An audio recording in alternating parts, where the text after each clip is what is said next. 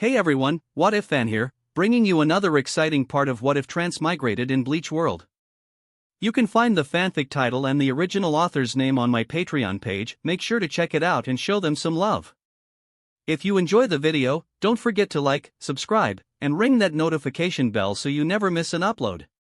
Also check out my Patreon channel for early releases of all the series, where you can find all the series released one day ahead of YouTube. Alright, let's jump into it. Chapter 11, The Horse Talisman with Infinite Uses and Unlimited Firepower. A few days after the hollowification incident, Captain Commander Yamamoto Genryusei Shigakuni swiftly issued a series of personnel orders to fill the many vacant positions within the Gotei 13. Suifome, a ninth-generation descendant of the Fung family and former direct guard of the Onmitsukido commander, replaced Yoruichi Shihoin as the new captain of the 2nd Division. Aizen Sasuke, previously the vice-captain of the 5th Division, was promoted to replace Shinji Hirako as its new captain.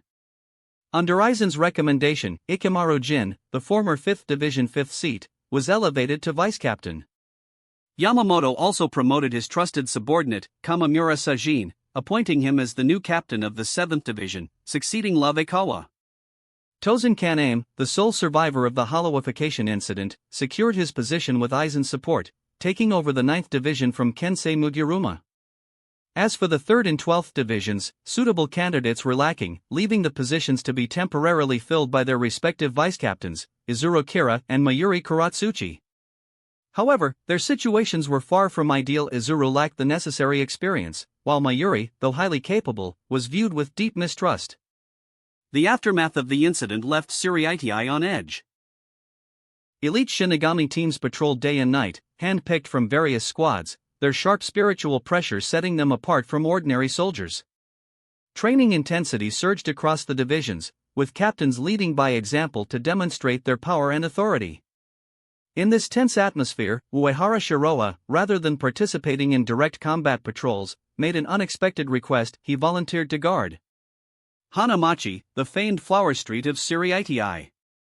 The flower street was the heart of Tsuraitai's nightlife.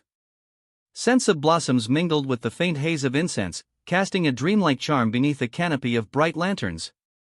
Laughter and music floated through the air, blending with the clink of sake cups. It was a place of revelry, pleasure, and indulgence. Within the most luxurious teahouse on Flower Street, Uehara Shiroa sat with Captain Kayaraku Shunsui, both enjoying a night of fine wine and companionship. Two exquisite courtesans, the finest in appearance, manner, and charm, tended to Uehara. Their every gesture was graceful, their attention wholly devoted to him. Kayaraku, seated across from him with his own companions, watched the scene with a tinge of envy. He swirled his sake cup and muttered, "TCH. So this is what it's like to be handsome, huh?" The girls by Kayaraku's side were certainly lovely, but compared to Uehara's Oiran and masters of their art, reserved for only the most distinguished patrons, there was simply no comparison. Oiran, after all, could choose their clients, and few ever earned their undivided attention. Yet, Uehara Shiroa enjoyed their services without spending a single coin. Kayaraku couldn't help but grumble, "Damn it. How do you manage this, Shiroa?" Rising from his seat, he adjusted his hat with a sigh. Without his former vice-captain, Lise Yadamaru, the burden of paperwork fell solely on his shoulders, leaving little room for leisure. He was still searching for a new vice-captain, though he already knew who would be the perfect fit. He glanced meaningfully at Uehara Shiroa, but the thought passed without mention. Their bond was strong, built on years of camaraderie, and both understood the unspoken agreement between them. If two slackers shared an office, who would do the work? Uehara Shiroa, reclining with a courtesan feeding him grapes, flashed a smirk. "Leaving so soon, Kayaraku? The night's still young." Kayaraku chuckled, "Unlike you, I have responsibilities. Shouldn't you be busy with 1st Division duties instead of slacking off here?" With a confident grin, Uehara tightened his arms around the beauties beside him. "I am working. Protecting Flower Street is my duty. You wouldn't want such delicate flowers to come to harm, would you, brother Kayaraku?" The courtesans giggled, their voices light and sweet as they leaned into him. "Lord Shiroa, you're amazing. It's such an honor to be protected by you." Kayaraku, witnessing this farcical scene, could only shake his head. You win, Shiroha. Enjoy your duty. He turned, making his way toward the exit. But as he reached the doorway, Uehara's voice rang out behind him, loud and mischievous. Keep the music going. Keep dancing. Captain Kayaraku's covering all expenses tonight. Kayaraku stumbled mid-step, nearly crashing to the floor. He shot a horrified glance over his shoulder, only to find Uehara laughing heartily. With a helpless sigh, Kayaraku pulled his hat lower and vanished from the tea house in a blur of shunpa. Later that night, Uehara Shiroha, thoroughly satisfied, returned to his private quarters. Despite his antics, he didn't truly charge Kayaraku. He had billed the expenses to the First Division's account. Guarding Flower Street day and night is exhausting, he mused playfully, stretching his limbs. The least they can do is cover the tab. Just then, a familiar sound chimed in his mind. Ding! Daily task relaxation complete. Reward, White Album Stand Proficiency +1, Shunpa +1. Uehara's eyes glinted with satisfaction. Good, good. Getting stronger without lifting a finger. What could be better? He withdrew a small, jade-like artifact from his sleeve, the horse talisman, a treasure from his ever-reliable system. Over the past few days, he had experimented extensively with its abilities. Sober restoration, the talisman only worked when he was near total drunkenness, instantly clearing his mind. Mild recovery, it could ease fatigue but couldn't restore spiritual pressure or stamina. Object repair, it could perfectly restore damaged items, though at a cost proportional to the object's size and complexity, draining his spiritual pressure. However, a few questions remained unanswered. Could it repair a shattered Zanpakuto? Could it cure hollowification side effects? If so, the talisman's value would skyrocket beyond measure. For now, Uehara Shiroha was content with his progress. Between completing daily tasks and researching the horse talisman, his power steadily grew under the radar. Oddly, even with his recent frivolous requests, like his self-appointed role as Flower Street's protector, neither Vice Captain Chojiro nor Yamamoto himself objected. In fact, they seemed almost accommodating. Uehara smirked knowingly. So they're keeping me on a long leash, eh? Doesn't matter. I get my salary, I get stronger, and I get to relax. Everyone wins. His plan was simple: stay under the radar, survive the chaos, and emerge invincible by the time the grand plot unfolded. Meanwhile, at the 5th Division barracks, Aizen Susuke stood with his signature serene expression, his captain's Hayori resting lightly on his shoulders. Before him, Ikemaru Jin offered his usual fox-like grin. Jin, Aizen spoke, his voice soft but commanding. Any progress on locating Captain Hirako and the others? Ikemaru's smile never faltered. They're hiding in the world of the living, but the Kido Corps can't pin down their exact location. Aizen nodded, unfazed by the lack of progress. They'll reveal themselves eventually. What of the investigation into the Otsutsuki family? Ikemaru's eyes glinted briefly. Nothing. No records in Siriiti or the human world. Likely a fabrication. Then, with a curious tilt of his head, he asked, shall I mobilize forces to search for that Otsutsuki Naruto? Aizen paused, then shook his head. No. We still don't know his motives. Let him make the first move. Our priority remains the Hogyoku. Once we achieve complete hollowification, no one Otsutsuki or otherwise will matter. Jin bowed deeply, his smirk unchanged. Understood, Aizen Taicho. But behind that ever-present smile, something flickered in Ikemaru Jin's eyes, an emotion hidden beneath layers of loyalty and deceit. Chapter 12, Making New Friends. The 1st Division Headquarters, Captain's Office. Behind an aged wooden desk sat Yamamoto Genryose Shigakuni, the venerable captain commander of the Gotai 13. His stern eyes, deep as ancient wells, scanned a report from the Technology Development Bureau. The air felt heavy, tension crackling like an unseen storm. In front of him stood Kuratsuchi Mayuri, his pale face painted with that ever-present grotesque smile. His golden eyes shimmered with unsettling amusement, yet his voice carried an edge of gravity. Yamamoto's voice, low and commanding, broke the silence. Is the situation truly this severe, Kuratsuchi?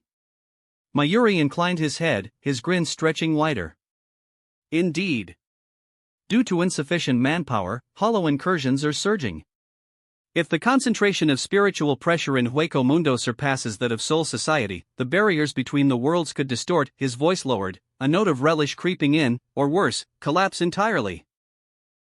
A cold stillness followed his words, like the hush before a typhoon. Yamamoto's fingers tightened slightly over the report. I understand. There is no need to inform the other divisions of this matter for the time being, he declared, his tone brooking no argument. Mayuri's smirk curled higher. As you command, Captain Commander. In the adjacent office of the 1st Division.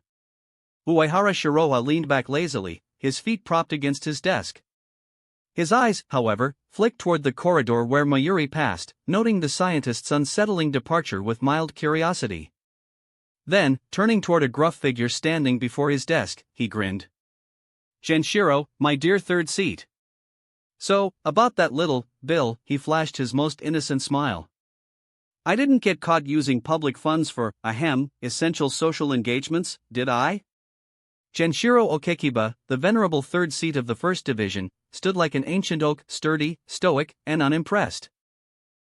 His beard and hair, long faded to silver, clung stubbornly to a patch of black on the right side, as if even his hair refused to surrender completely to time. The old Shinigami's voice rumbled, thick with disapproval. Uehara. 30 million rings. In 1 month. His eyes narrowed, glinting like flint.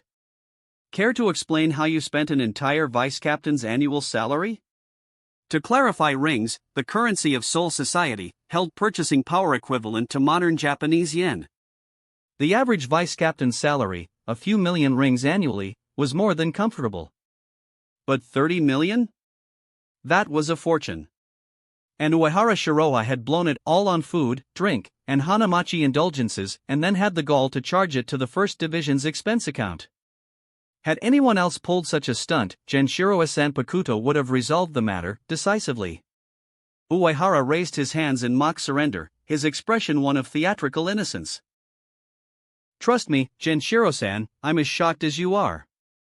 Are those women spun from gold and silk? It's daylight robbery.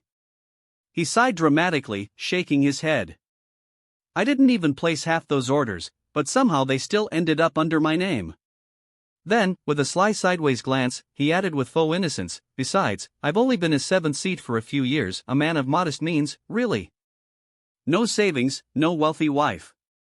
Now, someone like you, Genshiro-san, long years of service, 3rd seat salary, surely you've saved a fortune by now, right? Genshiro's eyes flared wide, and he practically felt his blood pressure spike. His fingers twitched, itching to reach for his Zanpakuto, not to strike, but perhaps to intimidate some sense into the cheeky rogue before him. But he stopped short. Continuing this conversation any longer felt like inviting a heart attack. With an exasperated sigh, he pinched the bridge of his nose and muttered, "Fine. We'll let it slide this time. But mark my words, Shiroha, no more stunts. Shape up and remember your duty." Uehara's expression melted into something suspiciously sincere. Duty. Of course. Captain Kensei, Captain Hirako, he placed a hand over his chest with mock reverence, now they were the pinnacle of diligence and hard work. Tirelessly serving the Soul Society. Real role models, don't you think? A pause. Then, with a perfectly timed smirk. And just look at where that got them, right? The room dropped into a dead, cold silence. Genshiro's face darkened like a thundercloud. His lips pressed into a thin line, his knuckles whitening as his hands curled. As 3rd seat of the 1st Division, he knew all too well, those diligent captains, discarded like worn-out tools after the hollowification incident. Their loyalty repaid with ruin. But could he say that aloud? No. Uehara, reading the storm in Genshiro's eyes, knew he had hit a nerve. And with that, he cheerfully strolled out of the office, whistling a light-hearted tune. Reaching the practice field, he raised his voice with a grin. "Oi, brothers! Afternoon teas on me, paid for by your generous 7th seat. A jubilant roar rose from the field. Long live Uehara-san. Lord Shiroa, you're the best. Somewhere back inside the office, Genshiro felt his heart skip a beat. His face paled, and for a brief moment, he wondered, was this it? Was this the myocardial infarction the fortune teller warned him about? Unbothered by the chaos he left behind, Uehara hummed, "Today's a wonderful day." Suddenly, ding! New daily quest, make a new friend. The weather is fair, and the wind is gentle. Such a fine day for some PY trading. Befriend someone new. Reward, random attribute points times 2. Uehara's eyes brightened. A new friend, huh? Easy. His gaze sharpened mischievously. For that, the 4th Division is perfect. The 4th Division, the Healing Corps. Full of gentle, soft-spoken Shinigami, mostly girls, with hearts of gold. But Uehara knew better than to walk into the lion's den without caution. He carefully scouted the area to ensure that the terrifying old hen, Captain Unohana Retsu, wasn't on site. As he stepped into the 4th Division's barracks, a loud, unpleasant voice grated the air. Why aren't my injuries healed yet? You 4th Division cowards, looking down on the mighty 11th Division. Uehara's eyes narrowed. He turned toward the commotion. In the treatment room, a scruffy, mustachioed man, Aramaki Makizo, 20th seat of the 11th Division, was shouting at 3 flustered nurses. The 3 girls, clearly intimidated, stood with downcast eyes, cheeks flushed in frustration and fear. Uehara recognized the man immediately. Aramaki, a comic relief character from the anime. But this wasn't the screen, this was reality. And here, bullies weren't funny. Without hesitation, Uehara stepped into the room, placing himself between the girls and the wounded brute. His lips curled in a sharp, cool smile. Oi, 11th Division Shinigami, he spoke lightly, but his voice carried a crisp edge. Do you know who I am? Aramaki, still sprawled on the treatment bed, barely spared him a glance. Ha! Who the hell? His eyes flicked to Uehara's arm and froze. They're gleaming on Uehara's sleeve. The chrysanthemum-etched 7th seat badge of the 1st Division. The recognition hit like a sledgehammer. Aramaki's mouth dropped open. Ah! Lord Uehara Shiroa. His voice cracked, and he shot upright, his pride dissolving into sheer panic. A bead of sweat trickled down his temple. The 1st Division's 7th seat, under Captain Commander Yamamoto himself. On par with a vice-captain. Aramaki's back went rigid, his voice trembling. And my injuries, sir, they're all healed. I'm perfectly fine, no need to trouble the good ladies. But Uehara pressed a firm hand to Aramaki's shoulder, and the man froze, his body locking under a sudden, crushing pressure. Uehara's voice softened, but carried the weight of steel. No, he said, with a slow, tight smile. I think you're still quite injured. You need, he pressed down harder, proper treatment. Crack! A dreadful creak sounded from Aramaki's joints. His limbs trembled, and he gasped. You're right, my lord. I am gravely wounded. Aramaki sputtered, eyes wide and wild. Treatment, yes. Immediate treatment. Uehara turned toward the stunned nurses, his voice light and warm. Well. Don't just stand there, treat him well. The 3 young nurses, their eyes shimmering with sudden admiration, broke into wide smiles. Lord Uehara, thank you so much. You're amazing, sir, so cool. Lord Uehara, ignore those nasty women, marry me instead. As the nurses eagerly began their intensive care on the trembling Aramaki, they simultaneously crowded around Uehara. Chatting, giggling, and absolutely smitten. Chapter 13, Kotetsu and Unohana Retsu. Amidst the company of beautiful women, Shiroa Uehara completed his daily tasks. Ding! Congratulations on completing the daily task, make a new friend. Reward, spiritual pressure +1, keto +1. A radiant smile spread across his face, growing even sunnier, making the 3 nurses beside him even more infatuated. Meanwhile, Aramaki Makizo, lying next to them, writhed in pain. Yet, he gritted his teeth and dared not make a sound, afraid to disturb Uehara Shiroa's graceful moment. At that moment, the captain of the 4th Division, Unohana Retsu, returned to the barracks carrying a basket of medical supplies. As she approached the medical room, she paused, her sharp senses catching the soft murmurs of her third-seat officer, Kotetsu Aisane. The usually calm and collected woman was nervously rehearsing in the corridor. "Hello, Uehara-kun." Uehara Shiroa, I am Kotetsu Aisane, the 3rd seat of the 4th Division. Please guide me in the future. I enjoy flower arranging and sewing. If you don't mind, I can sew something for you. Her voice trailed off, growing quieter and more incoherent until it was barely a whisper. Unohana Retsu, her face gentle but her gaze sharp, raised an eyebrow. In a calm yet firm voice, she called out. Aisane, what are you doing? Has the patient recovered? Ah. See, Captain. Aisane jumped in surprise, her composure shattering as she shrank back like a startled deer. Flustered, she stammered. I don't know. I haven't checked. I wanted to, but I couldn't bring myself to enter. Her gaze flickered nervously toward the medical room, her fingers fidgeting anxiously. Anohana's curiosity deepened. She rarely saw her 3rd seat act this way. With a soft yet knowing smile, she asked. This is our 4th Division's barracks. What exactly are you afraid of? Is there a tiger inside?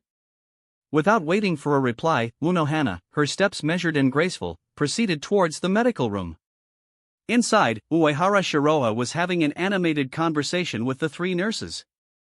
The room buzzed with laughter and light-hearted chatter. A seasoned veteran in matters of the heart, Uehara Shiroa handled the conversation with ease. To him, flirting with 3 inexperienced rookies was hardly a challenge. After all, after indulging in life's grand feasts, sometimes a simple bowl of porridge was refreshing. Suddenly, a chill crept up his spine, a cold, piercing sensation, like a blade's edge tracing his skin. A voice, calm but laced with unmistakable authority, sliced through the cheerful air. My, what a lively conversation. Mind if I join you? The voice belonged to Unohana Retsu. Her soft, melodic tone carried an undercurrent of steel as she pronounced his name with deliberate clarity. 1st Division, 7th seat Uehara Shiroha-kun. The room froze. The 3 nurses, their faces draining of color, instantly huddled together like frightened quails. The playful atmosphere evaporated, replaced by a thick, stifling tension. But Uehara Shiroha reacted swiftly, his expression shifting to one of earnest sincerity. With a polite bow and a charming smile, he responded. Captain Unohana. You misunderstand. I was merely consulting your subordinates about their experiences in curing ailments and saving lives. I deeply admired the healing expertise of the 4th Division. Anohana's eyes, serene yet penetrating, glinted with subtle amusement as she replied with her signature elegance. If you are so interested in the art of healing, you should come directly to me next time. I would be happy to instruct you, personally. Though her words were warm, the challenge behind them was clear. If you dare, come and learn from me. Uehara Shiroa, not missing the subtext, quickly clasped his hands together and said with a disarming grin. Of course. Next time, I'll come straight to you. For today, however, I shall take my leave. Farewell, Captain Unohana. Without waiting for a response, he executed a perfect retreat, vanishing from the room in an instant. Unohana watched him go, her lips curving into the faintest of smiles. Clever and quick to escape, she murmured. He has some nerve. Then, regaining her usual poise, she turned and left the room. The 3 nurses, now freed from the oppressive tension, exchanged wide-eyed glances and, without a second thought, scattered like startled birds. Behind them, Aramaki Makizo groaned in despair from his sickbed. Wait. Don't go. I actually need treatment this time. Meanwhile, in the hallway, Kotetsu Aisane stood frozen, watching Uehara Shiroa's figure disappear down the corridor. Her face flushed, her lips pursed in regret. Meanwhile, in the human world, Within a concealed barrier, Shihoin Yoruchi stood before Urahara Kisuke in Tessite Tsukabashi. Her golden eyes, sharp as ever, carried a rare gravity as she spoke. The Soul Society is too preoccupied right now to hunt us down. But we can't let our guard down. Aizen is still a threat. She paused, then added with a frown. And there's someone else we need to watch, an outsider. A man claiming to be from the Otsutsuki clan. His Zanpakuto ability is strange. Urahara Kisuke's eyes narrowed beneath his ever-present hat. Otsutsuki. That's not a Soul Society name, he mused. You're certain it's a Zanpakuto ability? Yoruchi nodded. The abilities are unlike anything I've seen. Urahara's expression darkened as he shared the information he had gathered.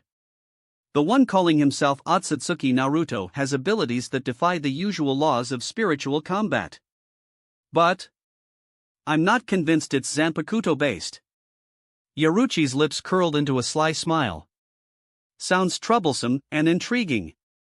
But it reminds me, what about Soya Azahiro? That one from the 9th Kenpachi line. His Bankai was something else. Urahara's face turned serious. Soya Asahiro. Now, that is a monster in his own right. His Bankai lets him merge with the very fabric of the Soul Society itself. He becomes one with the land. Every structure, every tree, every spirit becomes his eyes and ears. His clones are like ghosts, untouchable, unstoppable.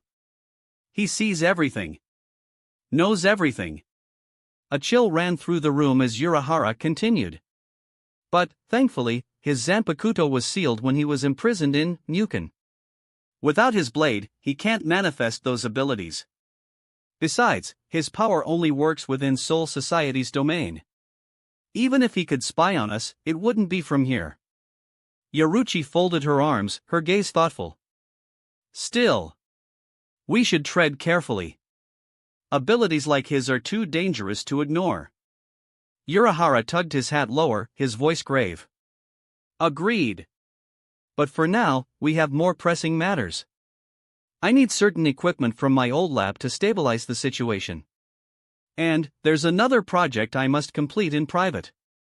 Yoruchi's grin returned, sharp and confident. Leave it to me. I'll bring you your toys. You know me, I come and go from the Soul Society whenever I please. Back in the Soul Society. Within his room, Uehara Shiroa moved with precise care, sweeping every surface with the power of the horse talisman, a charm that left nothing untouched, no dust, no spiritual residue, nothing. The room, furnished with simple items brought from Rokangai, felt like home. But the real reason for his vigilance wasn't comfort. It was protection against a certain peeping Tom confined in Muken. As he swept the final corner with the talisman's power, a faint, almost imperceptible spiritual fluctuation flickered, then vanished without a trace. Uehara Shiroha's lips curled into a smirk. He muttered softly, his voice barely above a whisper. I know you're watching. I know you're listening. But I don't care. You're sealed in Mugen, and your sword is useless. So, what can you do to me? His tone carried neither hostility nor fear. Just amusement. He paused, his expression softening. Soya Asahiro. I get it. You're not a villain. Just another casualty of this twisted world. Chapter 14, Cat in the Hot Spring Bath. The 8th floor of the central underground prison, Muken. This desolate abyss housed the most dangerous criminals in Soul Society, individuals whose power was so monstrous that even the strongest could not destroy them. Here, they were condemned to endure eternal imprisonment and unending torment. In the endless void of darkness, a pair of small, sharp eyes slowly opened. Their gaze, cold and calculating, belonged to none other than Soya Asahiro, the man who had once defied the Zero Division and shaken the Soul King Palace itself. Confusion and intrigue flickered across his face as he muttered into the void. It wasn't domination, absorption, or destruction. The spiritual pressure was directly expelled cleanly and completely. No residual trail, no trace of its source. How is that possible? His voice, hoarse from disuse, echoed through the emptiness. Eurozakuro. What do you make of this? The air before him shimmered. From the nothingness emerged a stunning woman in ancient attire, her wide sleeves and flowing skirt exuding timeless elegance. Her eyes were hidden beneath a black silk band, yet her unseen gaze felt penetrating. This was Eurozakuro Soya Azahiro's Bankai spirit. Despite being his manifestation, Eurozakuro's demeanor was far from loyal. Her voice, rich with sarcasm, carried a mocking edge. Isn't it obvious? He's smart, far smarter than you. Her lips curled into a taunting smirk. Just look at that mysterious guy, then look at Aizen, and then, look at you. She folded her arms, her tone dripping with condescension. You're all Shinigami, yet the gap between you and them is laughable. Azahiro's eyes darkened, but he said nothing. Eurozakuro pressed on, her words sharp and scornful. Remember how you discovered my ability to transform the souls of Rukongai? You thought you were clever, didn't you? Azahiro's voice, deep and measured, answered. I reported it to Central 46. Proposed a plan to modify soldiers, enhancing their strength through soul reconstruction. They approved it. Eurozakuro's mockery sharpened. And then? His gaze grew cold, his voice laced with bitter memory. They accused me of unauthorized soul modification. They feared that the enhanced soldiers would be under my absolute control. So, they charged me with crimes against Soul Society's laws. And the Zero Squad came. I surrendered without a fight. A soft, derisive laugh escaped Eurozakuro's lips. Exactly. That's Soul Society for you. That's the nobility for you. Her voice turned bitter. This is why Aizen hides in plain sight, and why your mysterious friend stays in the shadows. You charged ahead like a fool, too proud, too righteous. But Azahiro, bound by countless seals, only shook his head, his gaze resolute. I am a Shinigami. My duty is to eradicate hollows and protect this world. That is all that matters. His voice dropped, but his conviction burned. That man. He's in Division 1. I will find him. I will expose his power. His narrowed eyes glinted with determination. As for Aizen, he's the type who needs watching closely. People who hide their strength are the most dangerous. Meanwhile, back in Uehara Shiroha's room. Uehara Shiroha lay sprawled on his bed, finally feeling a rare sense of ease. It wasn't that he was paranoid. He simply had far too many secrets. The Soul Society, peaceful on the surface, was a seething battleground beneath. Within it lurked Aizen, a mastermind with ambitions beyond imagination. And beyond it, the invisible empire waiting, watching, ready to strike. One wrong move could mean disaster. And these Shinigami, Uehara mused with a wry smile, are gods at internal strife but cowards against outside threats. Take Azahiro, for example. His Bankai was monstrous, an ability that made him the embodiment of Soul Society itself. As long as the Soul Society existed, Azahiro couldn't die. Even Yamamoto Genryosai's Ryujin Jaka was powerless against him. Burning the entire Soul Society just to kill one man was unthinkable.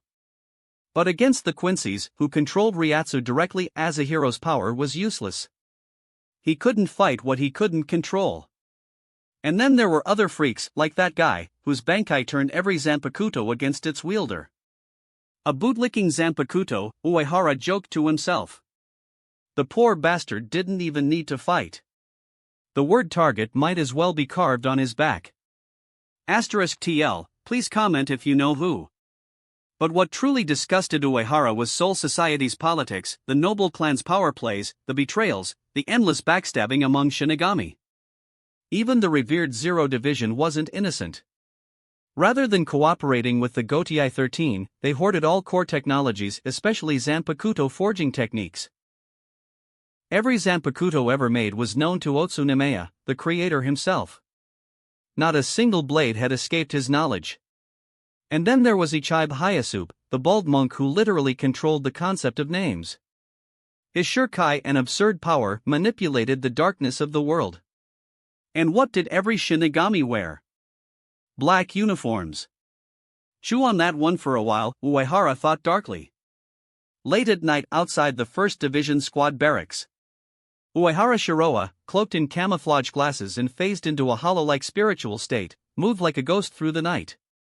His target was the infamous Sokayaku Hill, the execution platform that could supposedly rival a million Zanpakuto in destructive power.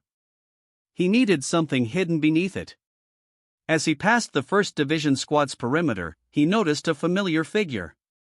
Yet, all the patrol Shunkyojiku Shinigami walked by, oblivious. The figure?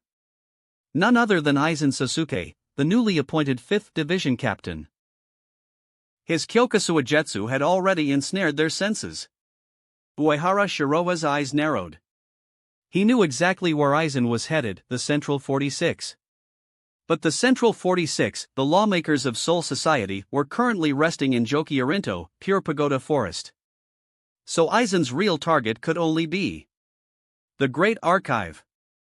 A mystical archive beneath the council hall. The book gallery recorded every event, every secret, and every forbidden technique since the dawn of Soul Society.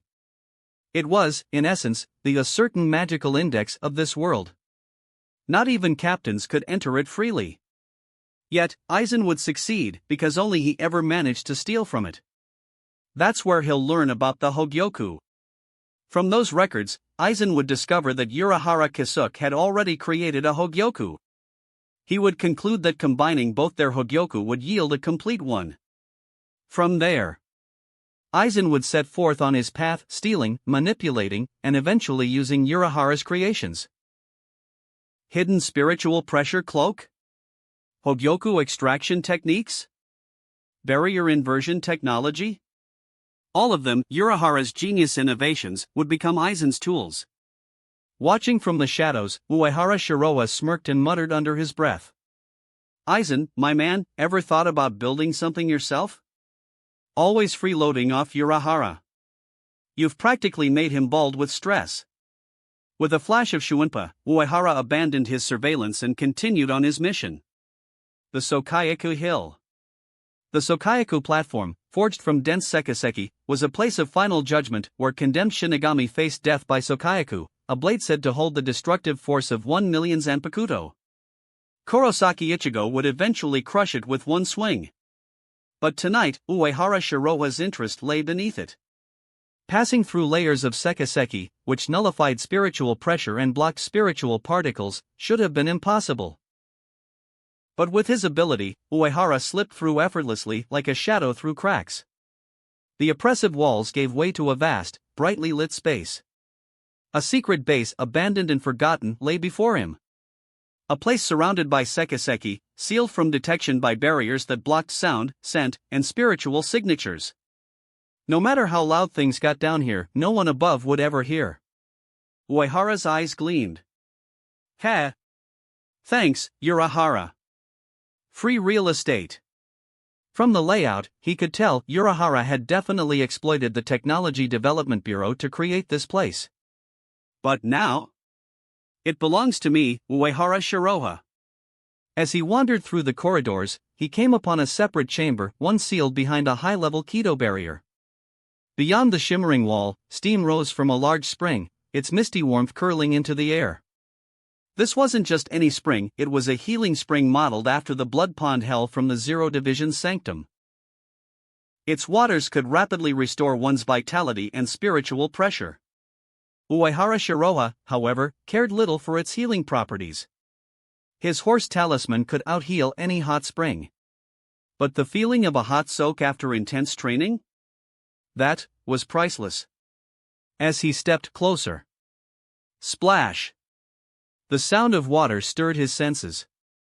Through the steamy veil, a figure emerged. A stunning woman, her skin a rich, sun-kissed bronze, and her body lithe and powerful. Short, sleek purple hair clung to her neck, droplets tracing down her curves as she stretched with a sigh of satisfaction. Chapter 15, Shunshin Yoruchi, All Wood. At the edge of the hot spring, Uehara Shiroa's eyes flew wide open as he chanted aloud with exaggerated piety. Don't look at what is indecent. Don't look at what is indecent. The sudden outburst broke the tranquility of the misty spring. In the water, Yoruchi Shihoin, having sensed something amiss, looked up, and there he was. Shiroha Uehara, reciting his mantra with his eyes wide open like an owl. Her brow twitched as a vein pulsed in irritation. Chanting so loudly, but why are your eyes so wide open, you idiot? With a splash, Yoruchi submerged deeper into the steaming waters, letting the thick mist cover her figure. The glimpse of her graceful curves vanished. Unlike the carefree woman she would become 100 years later, this version of Yoruchi was still reserved, less playful and teasing than her future self. Meanwhile, Uehara Shiroha, face straight and voice solemn, declared, "Relax. Actually, I'm blind. Totally can't see a thing. No need to cover up." He even mimicked Kanin Tozen's stoic demeanor, raising his chin with a dignified air. But then he recalled the irony of Tozen, how the supposedly blind man could monitor surveillance screens and even use binoculars. If that counted as blindness, then his current act was perfectly justified. Yoruchi, peeking from the mist, felt her eyelids twitch. Blind, my ass. Her golden eyes narrowed as she chose to skip past his nonsense and get straight to the point. Otsutsuki Naruto. I assume you know who I am. What exactly are you doing here? Uehara Shiroha shrugged with a casual grin and swore with mock sincerity. Rest assured. Our Otsutsuki clan is a peace-loving family. We'd never side with someone like Aizen. Yoruchi's tense shoulders loosened ever so slightly. Until. Shiroha added with a smirk. Unless they pay more. The air thickened instantly. Yoruchi's fist clenched. Then unclenched. She fixed him with a cold, testing gaze. The Otsutsuki clan, huh? Never heard of it. Why is that? Uehara Shiroha, adopting a nostalgic expression, sighed dramatically. Because we're like the werewolves of legend, a hidden clan that resides beyond Rukongai, far from prying eyes. With a wistful smile, he continued. When I was born, my father composed a poem for me. When you were born, the entire Soul Society whispered your name, Arthas. And you shall be crowned king. Yoruchi's brow furrowed, her expression twisting with confusion. Wait, aren't you called Otsutsuki Naruto? Where the hell did Arthas come from? And the entire Soul Society? Please. There's only one king in this world, the Soul King. So, what kind of king do you think you're supposed to be? Uehara Shiroha shrugged casually. Arthas is just my nickname. My old man was pretty westernized, thought it sounded cool, so he gave me a fancy foreign title. And besides, he continued, his grin widening mischievously. Who says there's only one kind of king? I could be the old king. Or how about Pirate King? He paused, smirking at her deepening frown, and added playfully. After all, pirates are the freest people in the world. No rules, no masters, just treasure, adventure, and the open seas. Plus, they get to enjoy all-you-can-eat seafood. Though, to be fair, their deaths can be just as random. Kinda like living in a certain land of the free, if you catch my drift. Yoruchi's scowl deepened so hard it could crush a fly. Old king? Pirate king? What kind of lunatic nonsense is this? She resisted the overwhelming urge to plant her fist through his face. The only thing stopping her was sheer curiosity about his bizarre abilities. But gods above, his mouth wouldn't quit. Uehara Shiroha, eyes glinting with mischief, suddenly brightened. Actually, speaking of kings, how about you become my queen? Yoruchi's lips pressed thin. A short, sharp laugh escaped, dry and disbelieving. Excuse me? Queen? You've lost your damn mind. Uehara Shiroha, ever undeterred, answered with mock wisdom. As a man, it's only wise to leave a path of retreat. One tree shouldn't make you abandon the whole forest, right? However. He paused, his gaze suddenly playful and sharp. You'll have to change some habits. From now on. Only I get to see your body. His eyes sparkled wickedly. Do that, and you might just stand a chance at becoming my queen. For a long second, silence hung heavy. Inside her head, Yoruchi's thoughts were an inferno of curses. You broke into my bath. And now you're making demands? When the hell did I sign up to be your queen? Her golden eyes flashed. Hard. Her fists clenched. Harder than ever before. Her patience gone. With a sharp crack of the ground beneath her heel, Yoruchi launched herself into the air. Her figure vanished, swallowed by pure speed. In an instant, she reappeared, fully clothed in her standard Onmatsukido combat attire. A form-fitting, sleeveless bodysuit with a high collar, her right arm wrapped tightly with bandages for combat reinforcement. The outfit hugged her lithe, muscular frame perfectly, a stark contrast to the regal robes of nobility, a declaration of her Shinigami's pride. Her sharp, golden gaze locked onto Uehara Shiroa, narrowed with both warning and deadly intent. But Uehara Shiroa, rather than flinching, smiled wider. All dressed up already? His tone teased. Well then, fancy a dance? Yoruchi vanished. A sudden blur of motion, no, not motion, disappearance. Shuunpa. Faster than thought. Faster than the eye. Yet. Uehara Shiroa's head turned exactly to the right. Shunshin Yoruchi. He murmured with a grin. You live up to the title. Despite her blinding speed, he had tracked her perfectly. The reason? Since obtaining Shunkyo and unlocking its spatial properties, Uehara's perception of space had sharpened to the extreme. Now, he felt space, sensed distortions, ripples, like a spider detecting tremors on its web. Yoruchi's form re-emerged, a flicker of shadow and flame. Her gaze turned sharp with appraisal. He's tracking me? Through spatial awareness? Even without seeing me directly? The former 2nd Division captain felt a rare ripple of tension. She'd heard Urahara's reports about Uehara Shiroa's abilities, but feeling them was something else entirely. Moments ago, she had struck at him at her highest speed, one that bypassed even spiritual sense, yet her fist had passed through his body like air. No defense. No counter. Just intangible. Her lips pressed thinly. This is troublesome. But she wasn't one to back down. Without warning, she vanished again. This time, she attacked from multiple angles, Shunko style. Her form blurred, splitting into afterimages. Each image struck out simultaneously, fingertips aimed precisely at Uehara Shiroa's vital points. Her moves were swift, elegant, each a capo strike that could paralyze or kill with pinpoint accuracy. But muda. With a sudden, exaggerated pose, hands on hips, back arched, Uehara struck a JoJo-esque stance. His expression became theatrically smug, his eyes blazing with playful defiance. All the while, in the background, shadowy clones emerging from the spatial folds of his ability applied horse talismans to his body. Because Uehara Shiroa remembered. Recklessness kills. Aizen, despite merging with the Hogyoku and reaching a state of godhood, was ultimately sealed because he underestimated Urahara's tactics. Uehara would never make the same mistake. Yoruchi's attacks landed.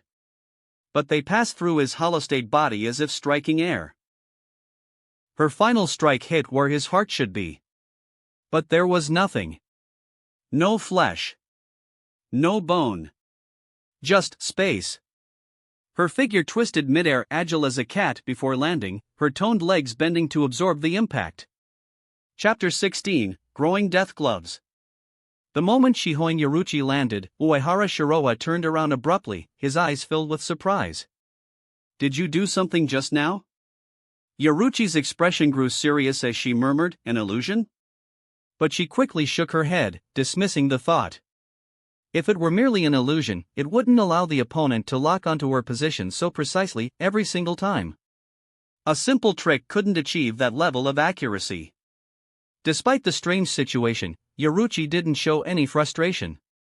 Instead, her eyebrows arched, and a playful, aggressive smile appeared on her face. It's been a long time since I've come across someone like you. Interesting. As soon as she spoke, her spiritual pressure surged, condensing and compressing around her. Uehara Shiroha, however, remained unfazed. He simply shook his head and replied, "That's a rather crude attempt at provocation, but fine.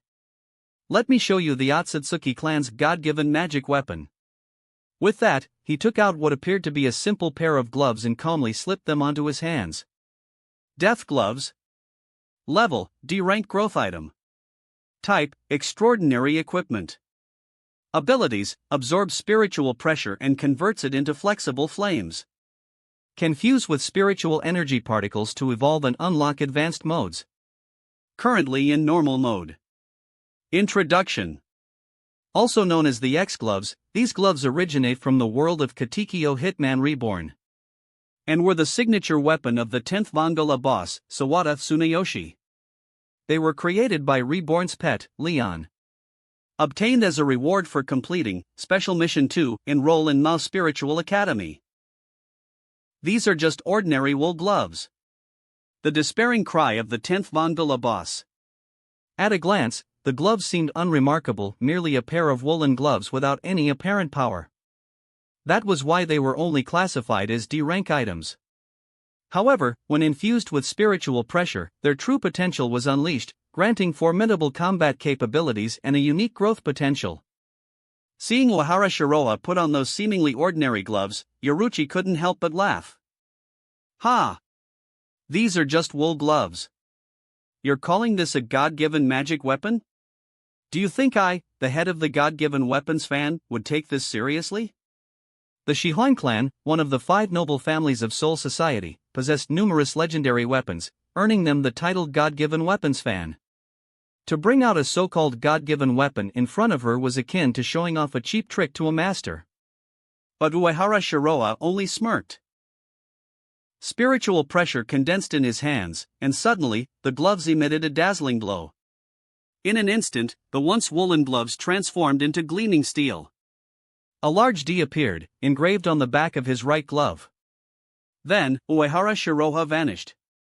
The sudden burst of movement left Yoruchi momentarily stunned, but she quickly recovered. Seeing him reappear within striking distance, she smirked. "I won't lose to anyone in a game of hide-and-seek. And your attack path is far too obvious, I can see right through it." With a fluid motion, she thrust her palm forward, unleashing a powerful blast of spiritual energy. Lightning strike. A surge of electric blue spiritual power erupted in front of her, crackling wildly as it tore through the air. The sheer intensity of the attack ionized the air itself, sending arcs of electricity dancing in all directions. Since Shinigami only move in a straight line after using Shuunpa, there was no way her opponent could avoid this. But just before the lightning connected, Yoruchi's pupils shrank in shock. The figure before her vanished in an instant, faster than her own attack. Her instincts screamed danger. Without hesitation, she kicked off the ground, twisting her body midair to deliver a counterattack, but no one was there. That was when she felt it. A scorching heatwave descended from above. At the very last second, she arched her back, narrowly dodging an incoming strike. A burning palm smashed into the ground where she had been standing just moments ago, leaving behind a charred, smoldering imprint. Looking up, Yoruchi saw Uehara Shiroha floating effortlessly in the air, his hands still ablaze. He grinned. "How do you like my heavenly palm strike?" Yoruchi narrowed her eyes at the scorched ground, realization flashing in her gaze. Spiritual pressure, transformed into flames? That alone was surprising enough. But more importantly, his movements, that wasn't normal Shuunpa. Her sharp golden eyes locked onto the gloves now brimming with power. His Zanpakuto ability isn't fire-based, so it must be those gloves. But such an artifact, there's no way it appeared out of thin air. Otsutsuki clan. Does such a thing really exist? What kind of king does this man claim he will become? Could he truly be my king? She immediately shook off the last thought. Impossible. Absolutely impossible. Meanwhile, Uehara Shiroha, still airborne, taunted her with a smirk. What's wrong? Why the hesitation? Where's that confidence in your speed, Yoruchi Shunshin? The instant he finished speaking, Yoruchi vanished. The moment she disappeared, Uehara Shiroa instinctively tilted his head, barely dodging a blow aimed at his face. Yet, her movements still disrupted his hair. Without missing a beat, he waved his right hand, and a flower of invisible flames bloomed before him. It looked as if Yoruchi had been completely engulfed by the fire until she reappeared, unharmed. She was faster than the flames. The two clashed again. Each time Uehara Shiroa thought he had her, his strike missed. But he wasn't fazed. In the blink of an eye, they exchanged 10 blows. Their speed escalated until even vice-captain-level Shinigami would struggle to follow their movements. Yet despite her overwhelming speed, Yoruchi couldn't land a decisive hit. Uehara Shiroa wasn't just fast, he was precise. Not only did he use the flames from his gloves to adjust his movement trajectory, expanding his attack range, but he also reacted to her instantly, as if he could predict her every move. Even when she was too fast to be seen, he still evaded. This guy, he's an enigma.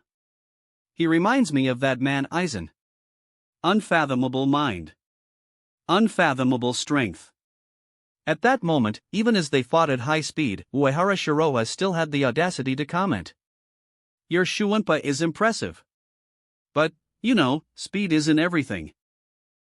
No matter how fast a cat moves, it can only catch small fish and shrimp. Yoruchi's expression darkened slightly. Unfortunately, he wasn't wrong. Although she was born into a noble family, she lacked the centuries of accumulation that ancient captains had. She didn't possess a ridiculous natural talent like some monsters either. Her speed was her pride, but in the world of Bleach, speed alone wasn't enough. Without overwhelming spiritual pressure or a broken ability, all the flashy tricks in the world meant nothing. And that was why, throughout Soul Society's history, Yoruchi's greatest victories had always been against weaker opponents. Chapter 17, The Furry Kitten. Uehara Shiroa's teasing clearly got under Yoruchi's skin. She raised an eyebrow, a smug look crossing her face. A cat doesn't just catch small fish and shrimp, it also catches sneaky little mice. Her golden eyes gleamed mischievously as she continued, Why have you been dodging my attacks this whole time? With such a convenient ability, why aren't you using it to fight back? She tilted her head, smirking. The answer is obvious, you can't. That weird trick of yours only works defensively, doesn't it? When you attack, you can't use it at the same time. A confident smile spread across her lips as she pulled at the bandage wrapped around her arm. That means, the smart little kitty has caught you. At that moment, Uehara Shiroa noticed something strange. At some point, the bandage on Yoruchi's right arm had extended. No, that wasn't the real issue. The real issue was, the other end of the bandage was tightly wrapped around him. An invisible force surged through it, sealing off his spiritual pressure. His expression flickered with shock. Impossible. When did you? Yoruchi's voice was calm but firm. Your ability has been sealed, Otsutsuki Naruto. It's over. There's nothing more you can do.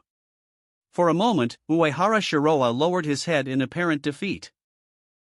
His shoulders trembled slightly. Maybe you're right, he murmured.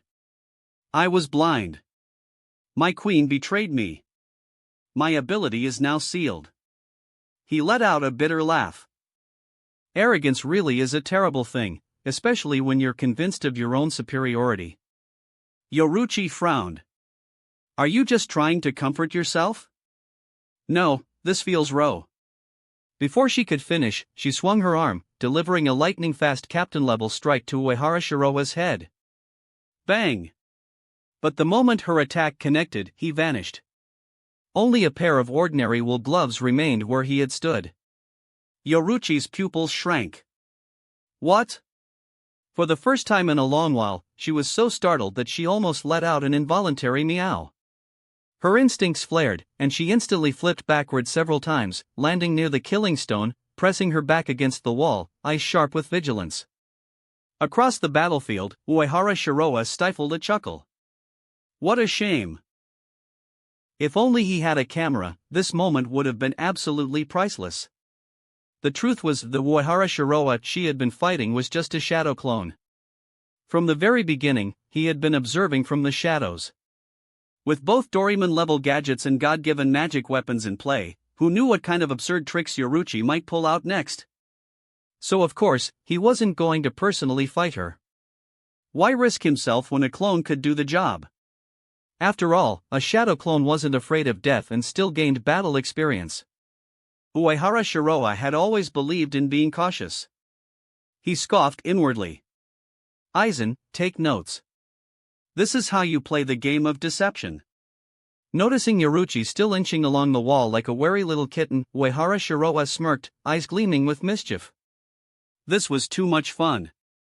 Before leaving, Yoruchi hastily grabbed a large bag of supplies. Seeing this, Uehara Shiroa almost rushed forward on instinct. That was his stuff. How could she just take it like that? After all, this base now belonged to him, meaning everything inside was rightfully his. But, he stopped himself. Patience.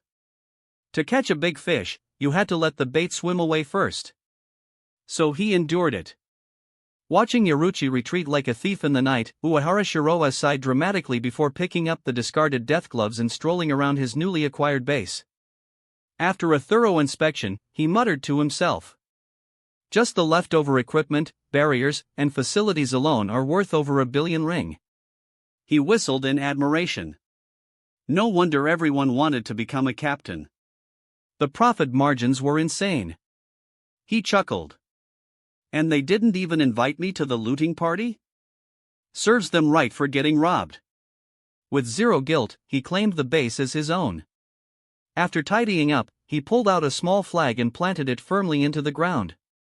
The flag bore the familiar straw hat pirate's skull emblem, but with a twist. Beneath it was a line of bold text. Private territory of the Otsutsuki clan, trespassers will be fined 200 million.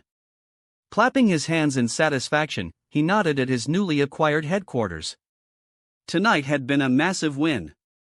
A secret high-level base, for free. A beautiful female sparring partner, also for free. Life was good. The next morning, Uehara Shiroa woke up early, refreshed and in high spirits.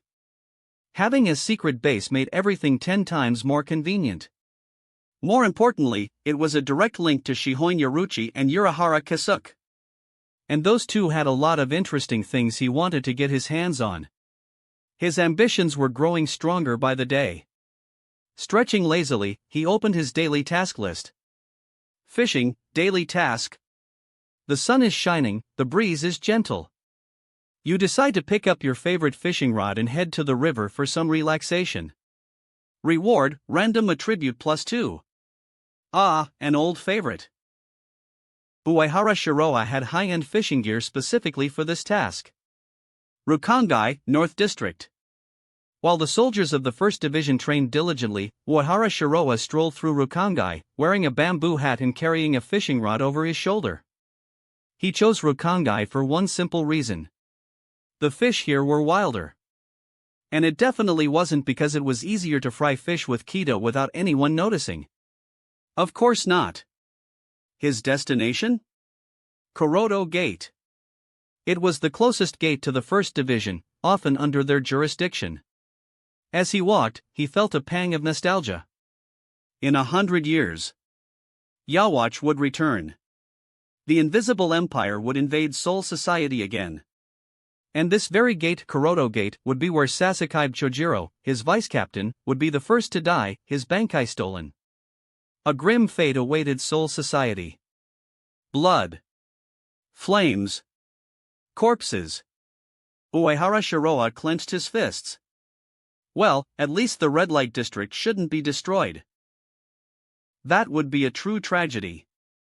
And who knew? Maybe in the future, he could stage a heroic rescue of some beauty in distress. For now, though, he had fish to catch. Just as he was lost in thought, 2 figures blocked his path. One tall.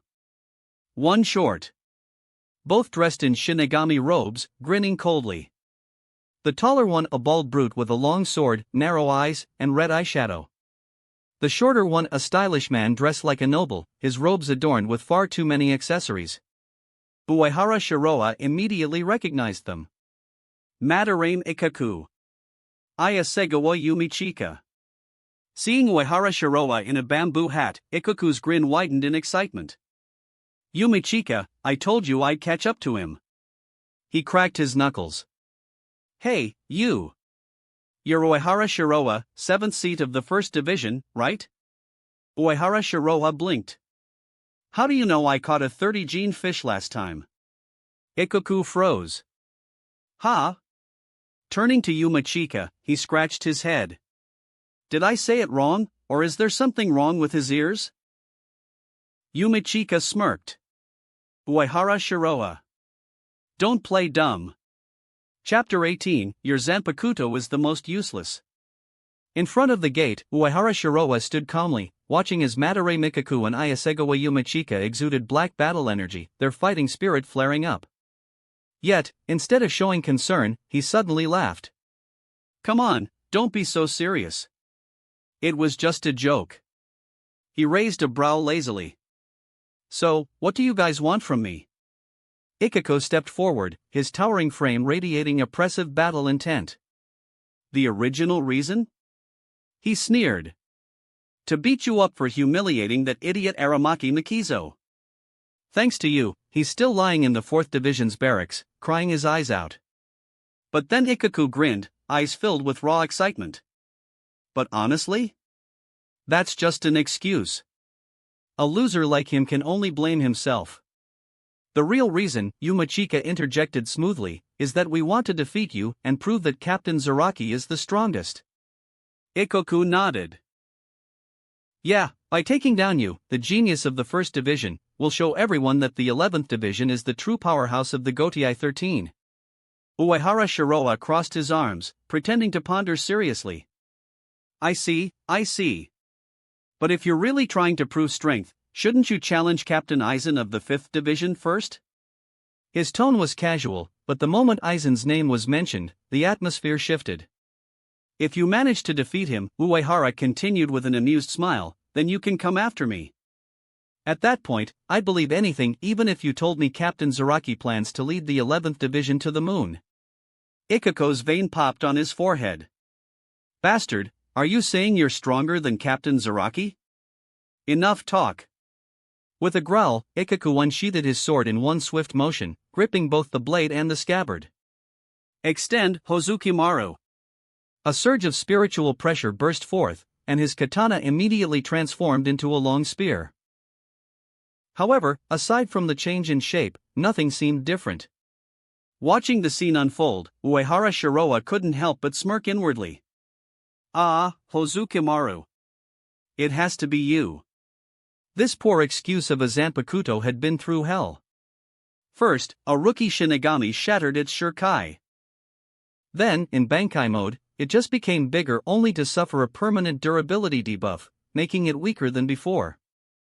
Finally, it got completely wrecked by an Espada. At this point, Uehara seriously wondered. Did Ikuko hide his Bankai because he didn't want a promotion, or because he was too embarrassed to show it? Seeing Uehara Shiroa's silence, Yumichika smirked smugly. What's wrong? Scared? He placed a hand on his hip, tilting his head with a condescending smile. I should remind you, though Ikuku was only the 3rd seat, our 11th Division is built for battle. He flipped his hair dramatically. Among officers of the same rank, we dominate. Although your beauty isn't far off from mine, he added, feigning sympathy, a delicate flower like you simply won't last. A shame, really. Such a promising genius, destined to wither away. And then, as if he had delivered a grand monologue, Yumichika covered his mouth and let out a theatrical laugh. Ikuku followed suit, lifting his spear and aiming it at Uehara Shiroa. Don't worry, it'll be over soon. Won't take up too much of your time. Uehara Shiroa smiled faintly. Thank you for your consideration. And with that, he placed his right hand on the hilt of his sword and took a single step forward. Ikuko's narrow eyes locked onto Uehara Shiroa. Here it comes. But too slow. Is this really the genius of the 1st Division? Before the thought could fully form, Ikuku thrust his spear forward, the tip flashing coldly in the light, faster than lightning. Yumichika smirked. Fighting Ikaku without drawing your sword? Foolish. However, Ikaku's attack stabbed into empty air. His smirk froze. Where is he? The answer came too late. By the time Ikaku noticed, Uehara Shiroa was already behind him. A fishing rod dangled lazily from his left hand, while his right hand slowly loosened from his sword hilt. Then, he whispered. White Season, Hakuki, time capsule. Ikaku is sealed. Ikaku felt it instantly. A bone-chilling cold spread from his feet, racing up his body like wildfire. When he looked down, his breath caught. A white pattern had already spread beneath him. In the blink of an eye, a massive capsule-shaped ice block completely encased him. Yumichika's jaw dropped. The hell? His usual refined composure shattered. He looked like a man whose entire worldview had just collapsed. Meanwhile, Uehara Shiroa casually raised his fishing rod and tapped the frozen Ikaku's forehead a few times. Bang! Bang! Bang! A small notification popped up in his mind. Ding! Merit +1. Uehara nodded in satisfaction. Didn't take too long at all. A real man keeps his promises. He stroked his chin thoughtfully. You know, Buddhism has a saying, cutting flesh to feed eagles. He glanced at the frozen Ikaku. How about a modern twist? Would you like to sacrifice yourself to feed the fish? I promise instant enlightenment. When Ikaku didn't respond. Probably because he was frozen solid, Uehara shrugged. Silence means consent. Yumichika, snapping out of his shock, immediately drew his Zanpakuto. We were a bit too rude earlier. Now, please, undo your ability. Uehara tilted his head. Oh? But I thought you'd appreciate it. Ikaku looks way more elegant now. Before Yumichika could respond, Uehara Shiroa vanished. And at that exact moment Ikaku's ice prison shattered. Coughing violently, Ikaku staggered forward, still shaking from the effects. Through gritted teeth, he muttered. So, the rumors were true. He clenched his fists. This is the White Season. And just like Captain Zaraki, Uehara Shiroa's Zanpakuto was always in a permanent release state. Ikaku had no doubt now. Uehara never activated a Shurikai, yet his sword still exhibited unique abilities. We've been frogs in a well all along. Yumichika muttered bitterly, watching Uehara's retreating figure. From a distance, Uehara Shiroa chuckled to himself. Admiration is the feeling farthest from understanding. At that exact moment, a new presence arrived. Aizen. Hearing those words, Aizen's expression subtly shifted. Moments later, he smiled gently. Uehara Shiroa, what just happened here? Uehara turned, eyeing the man in the white Haori. This guy has no nightlife at all. With an easy grin, he replied. Just a friendly spar, Captain Aizen. You're truly dedicated, no wonder the Captain General chose you. Aizen smiled warmly. No, I was just lucky to be chosen. The future belongs to geniuses like you. Chapter 19, Captain Level Flash Step, the Bad-Tempered Swayfoam. Uehara Shiroa didn't intend to linger around Aizen for too long. He was keenly aware that Aizen had already taken notice of his eyes and was undoubtedly forming ideas. As a performative personality and a perfectionist, Aizen's meticulous attention to detail was on an entirely different level. Otherwise, how could he wield Kyokusuajetsu to such perfection? With nothing but a blade, he could deceive the entire world. After all, Kyokusuajetsu didn't alter cognition, that was Hirako Shinji's Sakanade. Aizen's Zanpakuto merely controlled the five senses. Which meant he had to personally fine-tune every illusion, every falsehood, down to the most minute detail. And yet, he never slipped. That was Aizen Sosuke. Not wanting to test the waters any further, Uehara Shiroa casually said a few parting words, then picked up his fishing rod and smiled at Aizen. Sorry for the disturbance. If I catch a big one, I'll treat the guys to a meal. With that, he turned and left, humming the melody of Big Fish and Begonia under his breath. Behind him, Aizen watched his retreating figure with an almost imperceptible smile. A fleeting glint flashed in his eyes, but in the next instant, it was gone. The water remained still. No ripples. No waves. Rukongai, North District 12. The moment Uehara Shiroha set foot outside Suriitai, his steps grew noticeably lighter. Moving swiftly, he made his way to the wilderness of North Rokangai's 12th district, a sparsely populated area rich in natural resources. Perfect for solitude. Settling down on a large boulder, he cast his fishing line into the tranquil lake below, basking in the serenity of the moment. As he relaxed, he opened his character status panel. Character status. Name, Uehara Shiroha. Position, 7th seat, 1st division. Ryatsu, 3rd class spiritual power, captain level. Zanpakuto, Shunkyo, fleeting void, 2nd stage Shurkai. Zanjutsu, vice captain level. Hakuta, high-ranking officer level. Kido, captain level. Shuunpa, captain level. Abilities. Shadow Clone Technique, B-class ability, mastered. Stand, White Album, S-class ability, mastered. Breathing style, Sun Breathing, B-class ability, proficient. Tools. Camouflage glasses, B-class item, Kryptonian creation. 5 Thunder Curse, C-class item, Cultivation Talisman. Death Gloves, D-class item, Extraordinary creation. Horse Talisman, A-class item, Magical creation. Shirova's gaze lingered on his Shuunpa mastery. Turned captain, huh? Guess Yoruchi really is a top-tier sparring partner. It was a testament to how much he had improved. Without their match, it would have taken months to break through. Fighting strong opponents really is the fastest way to grow. For a brief moment, he reflected on how much time he had wasted on indulgences. Alcohol and women are a detriment to progress. I've squandered too many opportunities to become stronger. He clenched his fist with determination. From today onward, I quit drinking. To celebrate quitting drinking, I'll head to the red light district for a drink tonight. Yes. A perfect decision. Task log panel. After closing his status window, Uehara Shiroha opened the task log panel. First came the daily task summary.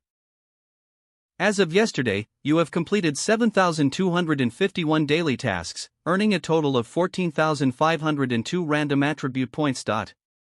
Then, the special task summary. Tor Rukongai, reward, Shadow Clone, B-class ability.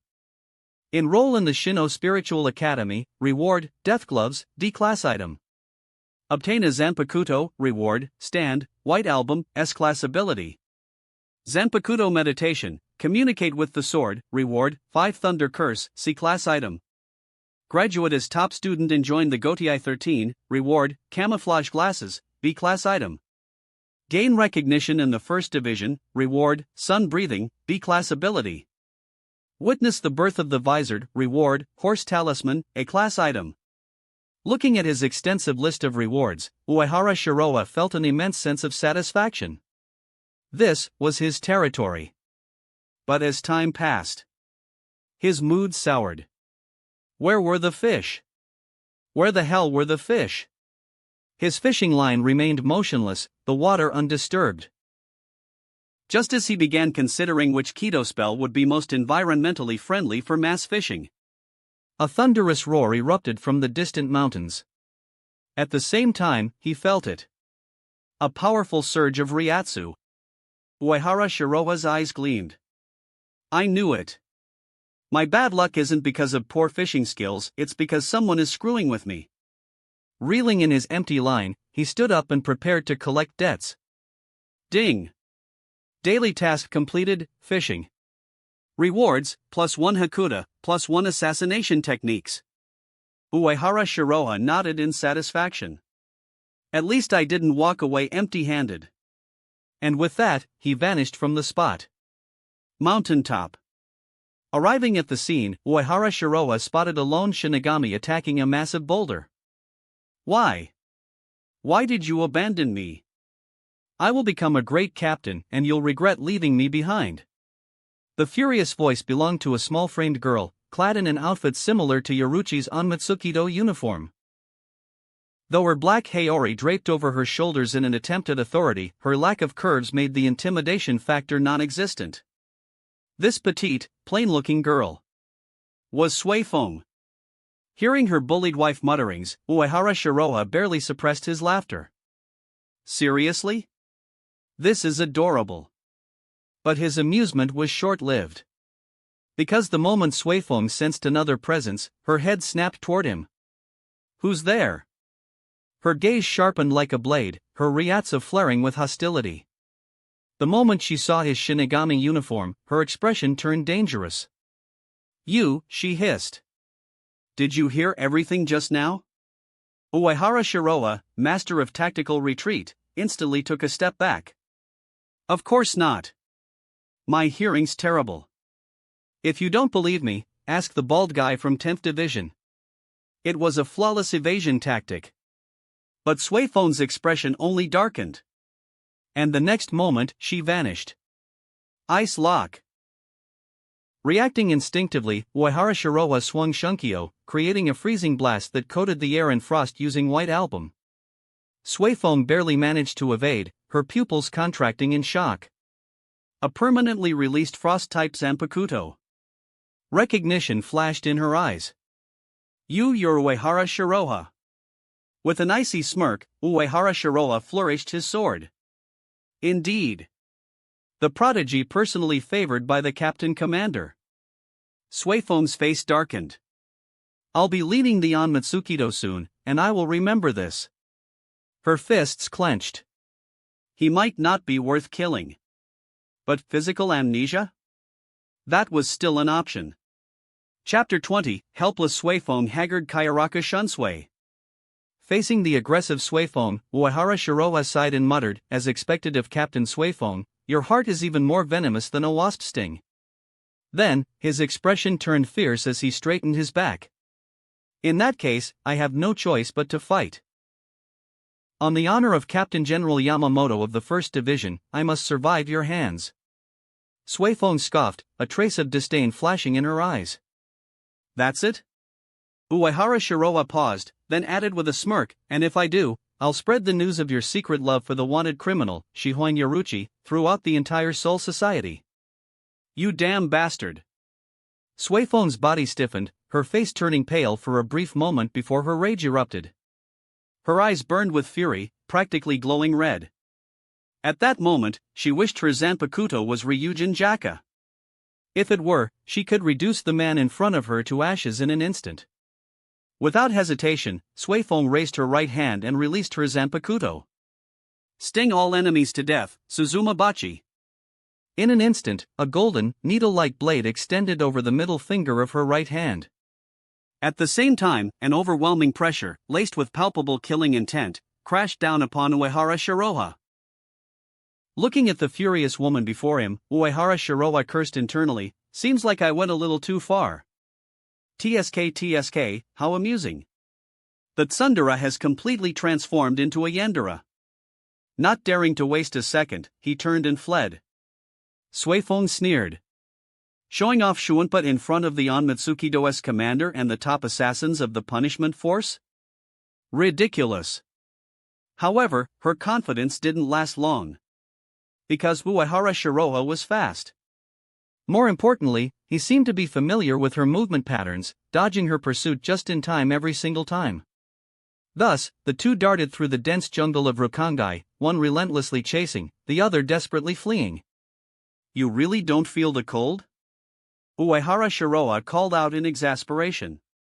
Did your heartbreak freeze your emotions, turning you into a cold-blooded creature? Throughout their chase, he had used the power of White Album to freeze her, but it was completely ineffective. Suifeng gritted her teeth, her speed increasing further. If not for the last sliver of rationality she held onto, and the fact that he was fast enough to keep his distance, she might have already used her Bankai to blast him to smithereens. The two crossed paths for a brief moment. A second B crest appeared on Uehara Shiroha's shoulder. Technically, the marking resembled a black butterfly, but according to Suzumabachi's ability, if the marked area was struck twice, it would result in an instant kill.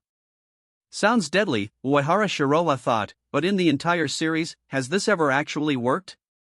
The only time it did, it was just to glorify Aizen, making him utter that iconic line, "The battles of Soul Reapers are battles of spiritual pressure." So, despite the danger, Uehara Shiroa wasn't particularly worried. Instead, he observed Suifeng closely. It was then that he noticed her entire body was coated in an incredibly dense layer of Ryatsu. This layer acted as a protective barrier, allowing her to resist the effects of his white album. I see. This is the deeper application of high-density Ryatsu, possibly the prototype of Shunko. Uehara Shiroa nodded to himself. In the Bleach world, Ryatsu and physical strength determined everything. The higher one's stats, the greater their resistance to abilities, and the stronger their combat prowess. Suifeng, through sheer physical conditioning and mastery over her Ryatsu, could withstand his freezing attacks. However, this wasn't without consequence. For one, the cold was slowing her movements. For another, her Ryatsu was being consumed rapidly. With this in mind, Uehara Shiroa smirked and began to feign exhaustion, sweat forming on his brow, his breathing becoming labored. He's sweating. He must be nearing his limit. Suifeng thought, feeling relieved. She was the captain. No matter what, a mere 7th seat of the 1st Division couldn't possibly surpass her in Ryatsu. With this confidence, she slowed her pace, planning to exhaust him in a battle of attrition. Time passed. Soon, Uehara Shiroa's Ryatsu seemed depleted, his breaths ragged. He looked on the verge of collapse. Suifeng was already picturing the satisfying moment when she would finally take him down. 5 minutes later, Uehara Shiroa was panting like an exhausted ox, swaying as if he could fall at any moment. Suifeng smirked, further convinced her plan was working. 10 minutes later, his face was pale, his body trembling, seemingly about to drop.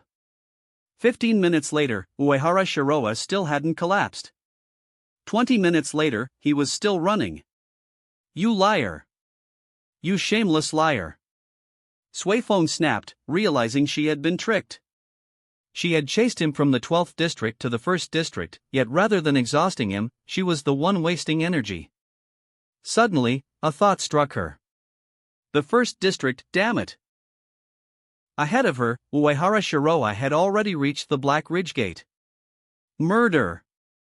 The captain of the 2nd Division is trying to silence me. Captain Aizen, help! Uehara Shiroa bellowed as he dashed through the gate. As he did, he turned back and launched an ice ball, sealing the entrance behind him. A shadow flickered. Suifeng, wrapped in her white haori, had also passed through the gate into the Siriidii. Behind her, ice crystals gently descended, reflecting an eerie glow. Watching Uehara Shiroa vanish into the distance, her expression turned ice-cold, her eyes blazing with killing intent. She had chased him all this way, and yet she couldn't continue any further. The 1st Division's territory lay ahead. Even as a captain, she couldn't act recklessly here. A 7th seat, and I still couldn't do anything to him? Suifeng clenched her fists in frustration. Not long after Uehara Shiroa's return, an outrageous rumor spread like wildfire across the Siriidii. Did you hear? That guy Uehara Shiroa got chased and nearly cut to pieces after flirting with Captain Suifeng. Nah, I heard he abandoned Captain Suifeng after having an affair with her. Wait, what? Someone told me she got pregnant. At a tea house on Flower Street, Uehara Shiroa listened to these absurd rumors and cursed internally. Damn it, I didn't even start spreading rumors yet, and I'm already the main character of one. Is this what it means to bully an honest man? Despite his ongoing feud with Suifeng, he wasn't worried. With the 1st Division backing him, what did he have to fear? That was exactly why he had joined the 1st Division. Old man Yamamoto was in great health, he could take the blame for anything. Just as Uehara Shiroa was about to enter his usual tavern, a lazy, playful voice called out to him. Oi, isn't this the captain's wife, Uehara Shiroa? Looking up, Uehara Shiroa saw Kayaraka Shunsui lounging with his usual casual elegance, his flashy kimono and bamboo hat as eye-catching as ever. The man grinned. When's the wedding? Uehara Shiroha narrowed his eyes. Noticing the faint dark circles under Kayarako's eyes, he smirked. Speaking of weddings, Uehara Shiroha replied smoothly, last night, when I passed by Keiko's room, I heard someone yelling, I'm not like this usually, you have to believe me. You've had it rough lately, huh, Lord Kayarako? Hearing this, a few elegant geishas nearby giggled, covering their mouths in amusement. That wraps up this part of What If Transmigrated in Bleach World. Thanks so much for listening. As always, new parts drop every 4 days, so be sure to stay tuned. Also check out my Patreon channel for early releases of all the series, where you can find all the series released one day ahead of YouTube. If you enjoyed the video, don't forget to like, subscribe, share it with your friends, and please consider supporting the original author as well. See you in the next one.